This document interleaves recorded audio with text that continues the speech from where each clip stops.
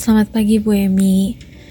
Saya Nikala Ratu Kodri dan Abdullah Ibrahim hari ini ingin membawakan presentasi di mata kuliah Ekonomi Politik mengenai pertumbuhan pendapatan menengah atau Middle Income Trap. Asian Development Bank atau ADB merilis analisis bahwa kemajuan ekonomi di Asia akan dipimpin oleh 7 negara yaitu China, India, Indonesia, Jepang, Republik Korea, Thailand, dan Malaysia. Ketujuh negara ini memiliki total populasi 3,1 miliar jiwa, yaitu 78% dari total populasi di Asia. Dan produk domestik bruto pada tahun 2010 mencapai 15,1 triliun dolar, yaitu 87% dari total PDB Asia. Prediksi ADB pada tahun 2050, populasi ketujuh negara ini akan menjadi 75%. Populasi Asia dan GDP mereka akan menjadi 90% dari total PDB Asia. Ketujuh negara ini diprediksi akan menguasai 45% PDB global. Dengan rata-rata pendapatan per kapita akan menjadi 45.800 US dollar dibandingkan dengan rata-rata negara seluruh dunia sekitar 37.300 US dollar di tahun 2013. Lebih lanjut lagi, ketujuh negara ini akan diprediksi menjadi mesin pertumbuhan ekonomi Asia dan global di antara tahun 2010 hingga 2050. Tujuh negara ini akan juga memberikan tambahan pertumbuhan sebanyak 91% dari total pertumbuhan PDB di Asia dan hampir 53% dari pertumbuhan PDB global. Kita bisa lihat skenario ASEAN Century ini. Untuk Timur Tengah sendiri 3%, Asia 53%, Eropa 90%, Amerika Latin 10%, dan Amerika Utara 13%. Untuk mencapai hasil yang menjanjikan ini, memang para pemimpin negara-negara di Asia harus mengelola berbagai risiko dan tantangan. Salah satunya di antara adalah risiko terjebak di dalam Middle Income Trap atau biasa kita kenal adalah MIT, di mana risiko ini bila tidak dikelola dan diantisipasi dengan baik dapat melunar ke negara lain dan bahkan menciptakan instabilitas ekonomi di kawasan Asia.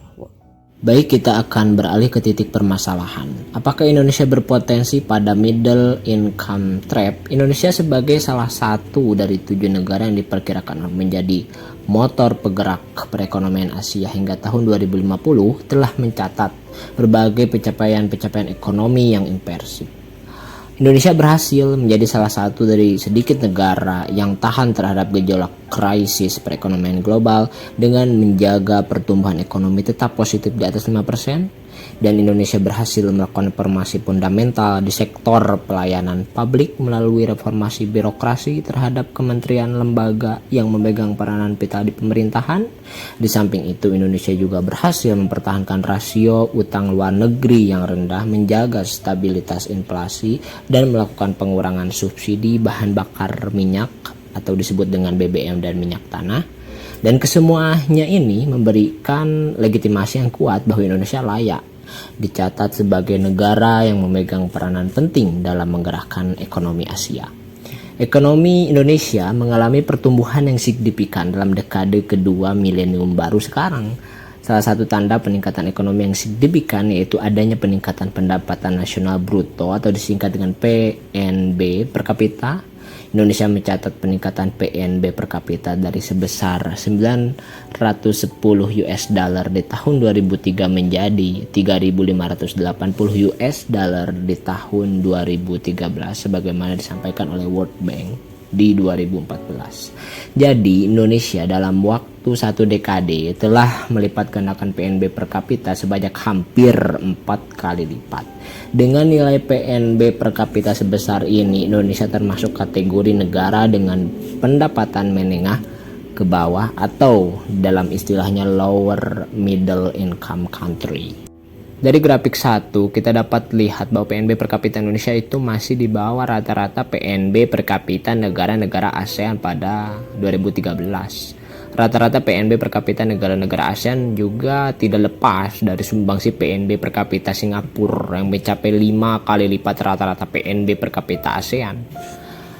Prestasi-prestasi yang diperoleh Indonesia melalui pencapaian-pencapaian yang impresif di masa lalu tidak serta-merta menjadikan Indonesia kebal dalam perlambatan perekonomian global yang terjadi saat ini. Sebaliknya, Indonesia dihadapkan pada tantangan dan resiko yang semakin dinamis dan memerlukan pendekatan yang berbeda. World Bank menggarisbawahi salah satu tantangan besar yang akan dihadapi oleh Indonesia saat ini adalah tantangan middle income trap. Jesus Felipe dalam sebuah penelitian diterbitkan oleh ADB Asian Development Bank menggolongkan Indonesia bersama Pakistan sebagai negara yang terancam terjebak middle income trap. Sebuah negara berpotensi terjebak jika negara tersebut telah berada pada tingkat pendapatan yang sama sampai dengan kurun waktu 28 tahun lamanya. Sedangkan Indonesia masuk golongan lower middle income sudah selama 25 tahun. Kalaupun ingin terlepas dari perangkap ini, Indonesia harus menggenjot pertumbuhan 14,8% per tahun pada rata-rata PDB per kapita. Mari kita mengenal middle income trap. Middle income trap mengacu pada suatu kondisi di mana negara-negara berpenghasilan menengah tidak mampu mempertahankan tingkat pertumbuhan ekonomi yang cukup stabil untuk mencapai kelompok income yang baru sebagai negara-negara berpenghasilan tinggi sehingga terjebak dalam kelompok middle income. Dalam pengertian yang lain, yaitu keadaan suatu negara di mana mengalami stagnansi pertumbuhan di tingkat middle income dan tidak berkembang ke tingkat pertumbuhan ekonomi selanjutnya, yakni ke tingkat high income, pelambatan pertumbuhan, dan terus melekat pada status middle income. Kenichi Ohno 2009 dalam penelitian tentang MIT di Vietnam memetakan 4 tahapan kategorisasi dalam industrialisasi serta mendefinisikan MIT berdasarkan kategori tersebut. MIT digambarkan sebagai kaca pembatas glass ceiling antara tahap kedua dan tahap ketiga industrialisasi yang tidak dapat diterobos oleh suatu negara. Ohno berpendapat bahwa di tahap kedua suatu negara sedang menyerap keahlian dan teknologi maju dari negara lain namun telah memiliki industri-industri pendukung. Negara yang berada dalam tahap ini masih menerima bantuan dari luar negeri untuk menjalankan industrialisasinya. Tahap ketiga industrialisasi adalah penguasaan manajemen dan teknologi sehingga suatu negara dapat memproduksi barang dengan kualitas tinggi tanpa bantuan dari luar negeri. Beberapa ahli setuju bahwa masalah utama dari MIT adalah ketidakmampuan suatu negara untuk meningkatkan produksi berbasis pengetahuan yang intensif. Baik, selanjutnya akan saya lanjutkan kembali, yaitu pertama, pendekatan teori ekonomi politik pada fenomena middle income trap. Pendekatan teori ekonomi politik dapat memberikan wawasan tambahan dalam memahami fenomena middle income trap ini. Beberapa pendekatan teori ekonomi politik yang dapat diterapkan dalam memahami middle income trap ini termasuk 1. Pengaruh kebijakan ekonomi dan politik. Pendekatan ini menyoroti peran kebijakan ekonomi dan politik dalam membentuk struktur ekonomi dan perkembangan suatu negara. Faktor-faktor seperti stabilitas politik, kebijakan fiskal, dan kebijakan moneter dapat memainkan peran kunci dalam menciptakan kondisi yang mendukung pertumbuhan ekonomi ataupun sebaliknya. Lalu kedua ada Rancière dan kesenjangan kekuasaan.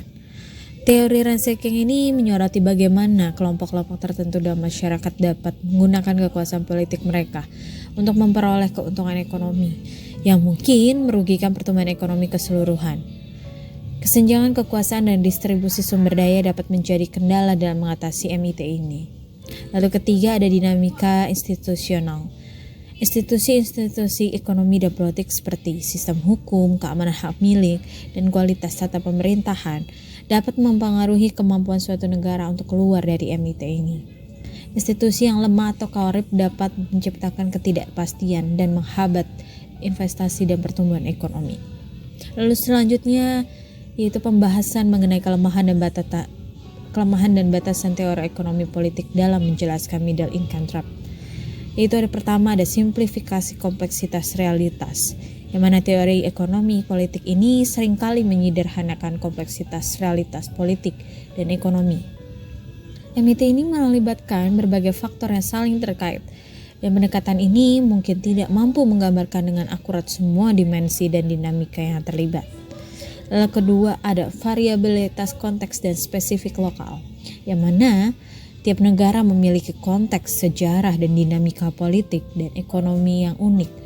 Pendekatan teori ekonomi politik mungkin kurang mempertimbangkan perbedaan-perbedaan tersebut dan menghasilkan generalisasi yang terbatas. Lalu selanjutnya ada pembahasan mengenai dinamika global. Faktor-faktor global seperti perdagangan internasional, perubahan teknologi, dan kondisi ekonomi global dapat memiliki dampak yang signifikan pada middle income trap ini. Mari kita bahas variabel apa saja yang mempengaruhi MIT. Yang pertama adalah PNB per kapita. Secara umum, PNB per kapita Indonesia menunjukkan peningkatan 4 kali lipat semenjak tahun 1976 sampai tahun 2015. Pada kenyataannya, peningkatan angka pendapatan per kapita ini tidak dibarengi dengan peningkatan tingkat pertumbuhannya. Tingkat pertumbuhan ini kita bisa lihat dari gambar mengenai data peningkatan PNB per kapita Indonesia mengalami fluktuasi dari tahun 1976 sampai 2015. Begitupun dengan grafik yang ditunjukkan oleh gambar mengenai penanaman modal tetap bruto berfluktuasi juga 1976 sampai 2015, tapi peningkatan terjadi di 2015 dengan rata-rata berkontribusi 32,24% terhadap PDB tiap tahunnya. Begitupun grafik yang ditunjukkan oleh skala pertumbuhan pertanian. Pertanian telah menjadi bidang penghidupan untuk kesejahteraan dan kebutuhan pangan lebih dari 257 juta jiwa Indonesia, tetapi juga mengalami fluktuasi pertumbuhan. Dari tahun ke tahun, kontribusi sektor pertanian ini semakin menurun terhadap PDB, yaitu 31,29% pada tahun 1976 menjadi 13,52% di tahun 2015. Kita dapat menyebutkan beberapa variabel lainnya seperti manufaktur, jasa, dan pendidikan.